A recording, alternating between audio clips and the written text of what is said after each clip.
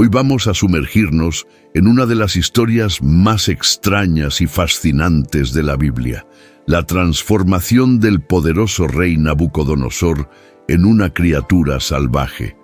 ¿Fue un castigo divino? ¿Una lección de humildad? ¿O hay algo más detrás de este increíble relato? Quédense conmigo para desentrañar el misterio del rey que comía hierba como un buey. Para entender esta historia, primero debemos conocer al protagonista.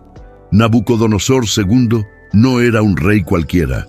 Fue el monarca más poderoso y longevo del imperio neobabilónico, reinando desde aproximadamente el 605 hasta el 562 a.C. Su nombre está grabado en la historia por sus impresionantes hazañas militares y arquitectónicas.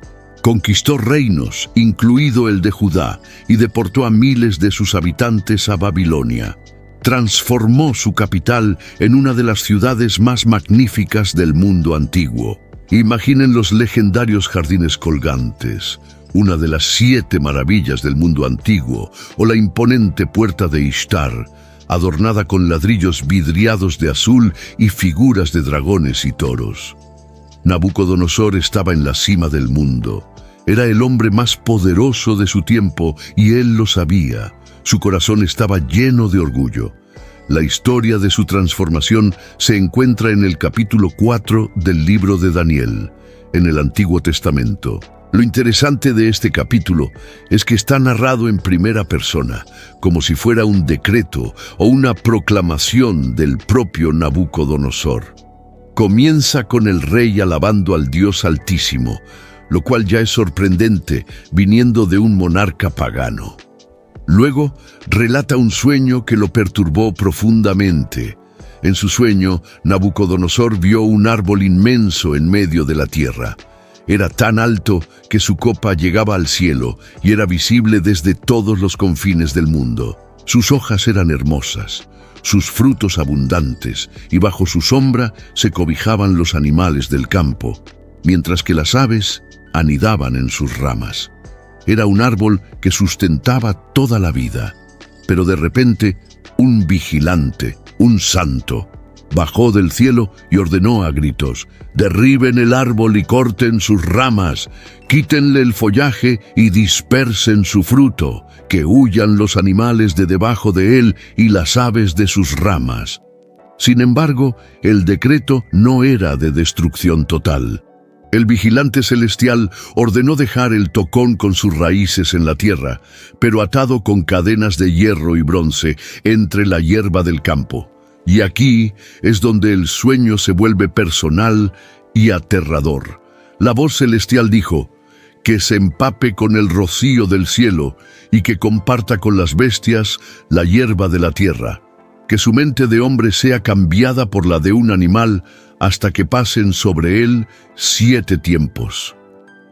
Asustado, el rey llamó a todos sus sabios, magos y astrólogos, pero ninguno pudo interpretar el sueño. Finalmente, acudió a Daniel, un joven hebreo exiliado a quien el rey había nombrado jefe de sus sabios y cuyo nombre babilónico era Beltsasar. Daniel, conocido por su sabiduría y su conexión con el Dios de Israel, quedó atónito y perturbado por lo que escuchó. Tras un momento de silencio, le reveló al rey el sombrío significado. Daniel, con mucho tacto, le explicó: «Mi señor, ojalá el sueño fuera para tus enemigos y su significado para tus adversarios». El gran árbol, le dijo, era el propio rey Nabucodonosor. Su grandeza y poder se extendían por todo el mundo conocido. Pero el decreto de derribar el árbol significaba que el rey sería apartado de los hombres. Perdería su trono y su razón. Viviría con las bestias del campo. Comería hierba como los bueyes y se mojaría con el rocío del cielo. Su mente humana sería reemplazada por la de un animal durante 7 tiempos, que la mayoría de los estudiosos interpretan como 7 años. ¿Pero por qué? ¿Cuál era el propósito de un castigo tan humillante? Daniel se lo dice claramente al rey: Todo esto sucederá hasta que reconozcas que el Altísimo es soberano sobre los reinos de los hombres y que se los da a quien Él quiere.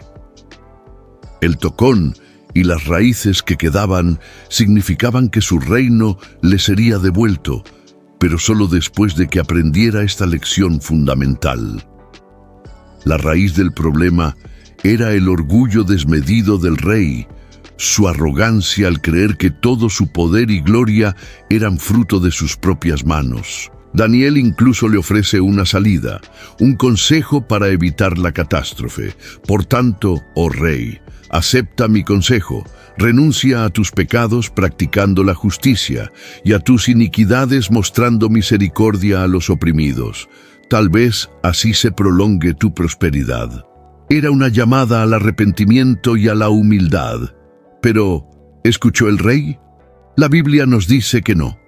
Un año después del sueño, mientras Nabucodonosor paseaba por la azotea de su palacio en Babilonia, miró la magnífica ciudad que había construido y dijo, lleno de soberbia, ¿no es esta la gran Babilonia que yo he edificado como residencia real con la fuerza de mi poder y para la gloria de mi majestad? En ese preciso instante, mientras las palabras aún estaban en su boca, una voz del cielo resonó, repitiendo la sentencia del sueño, y de inmediato la profecía se cumplió. Nabucodonosor fue expulsado de su palacio y de la compañía humana. Su mente se trastornó. Comenzó a vivir como un animal salvaje. El texto bíblico lo describe de forma muy gráfica. Comía hierba como los bueyes y su cuerpo se empapaba con el rocío del cielo hasta que su pelo creció como plumas de águila y sus uñas como garras de pájaro. Imaginen la escena. El rey más poderoso del mundo, reducido a un estado primitivo, viviendo a la intemperie, perdiendo toda apariencia humana. Esta condición es conocida en psiquiatría como licantropía clínica o boantropía, un trastorno delirante en el que una persona cree que es un animal, en este caso, un buey. Pasaron los 7 años. Al final de ese tiempo, Nabucodonosor, en medio de su locura, hizo algo crucial. Dice el texto, alcé mis ojos al cielo, y mi razón me fue devuelta. En ese momento de claridad, en su punto más bajo, finalmente miró hacia arriba. Dejó de mirarse a sí mismo y a su propia grandeza y reconoció una autoridad superior. Fue un acto de humildad y rendición, y en cuanto lo hizo, su cordura regresó. Inmediatamente bendijo al Altísimo, alabando y glorificando a aquel cuyo dominio es eterno. Reconoció la soberanía de Dios sobre todos los reinos y habitantes de la tierra. Y tal como la profecía había predicho, su reino le fue restaurado. Sus consejeros y nobles lo buscaron, y fue restablecido en su trono con una majestad aún mayor que antes. Entonces, volviendo a la pregunta inicial, ¿por qué Dios convirtió a Nabucodonosor en un animal? La respuesta, según el propio relato, es clara.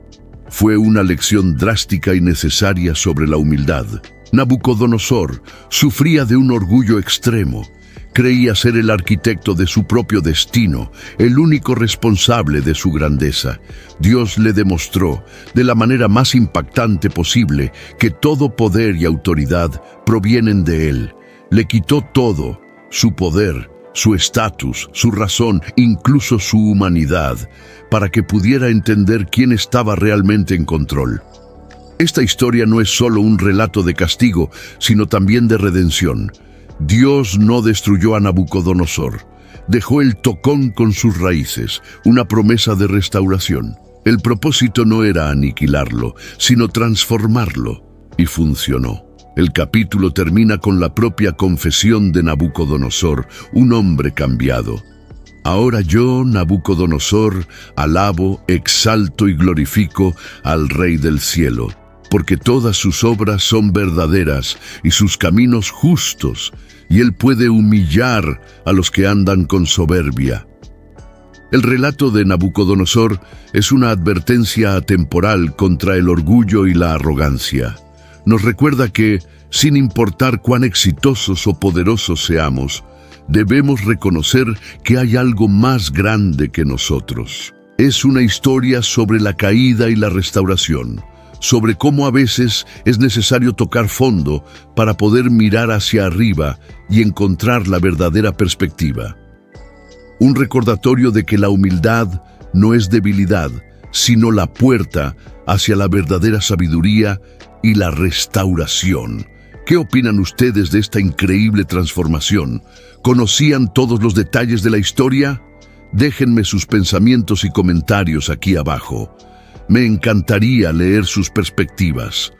Gracias por acompañarme en este viaje a la antigua Babilonia. Si les ha gustado este video y quieren seguir explorando las historias más fascinantes de la historia y la fe, no olviden darle a me gusta, compartirlo y, lo más importante, suscribirse a nuestro canal. Nos vemos en el próximo video.